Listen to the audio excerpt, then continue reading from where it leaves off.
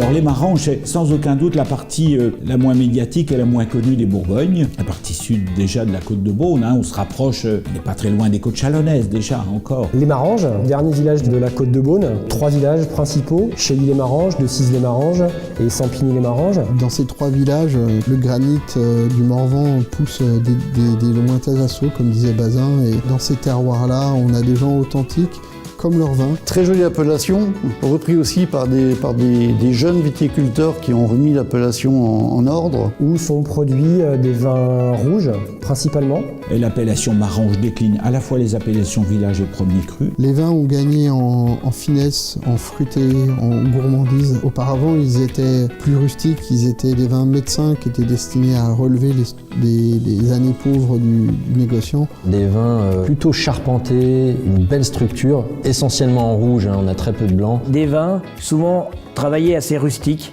donc sur le côté assez masculin. Nous, sur le domaine Chanzy, nous sommes propriétaires en fait d'une parcelle de Marange premier cru La Fussière qui donne des vins aux notes de fruits noirs à noyaux, aux tanins plutôt soyeux, suaves et des finales plutôt mentholées avec une belle fraîcheur. Belle structure tannique, des vins très mûrs, des belles couleurs profondes et donc c'est plutôt des vins de garde à ouvrir au bout de 5-6 ans. Alors on va retrouver des très bons rapports qualité-prix, on va retrouver le caractère assez plus masculin, plus typé des vins de la côte chalonnaise. Je conseille de boire ces vins avec des viandes rôties comme des poulets à la broche, même de la cuisine à consonance asiatique. Quand on veut faire goûter la Bourgogne à quelqu'un qui ne la connaît pas, les Maranges est une très belle porte d'entrée sur la côte de Beaune.